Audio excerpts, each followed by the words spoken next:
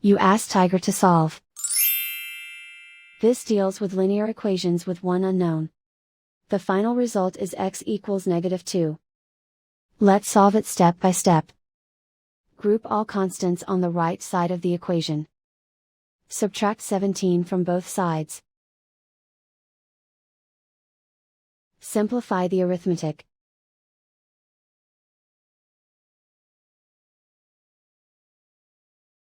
Isolate the m. Divide both sides by -4. Cancel out the negatives. Simplify the fraction. Move the negative sign from the denominator to the numerator. Find the greatest common factor of the numerator and denominator.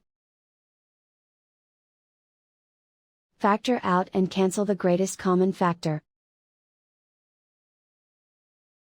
And so the final result is x equals -2.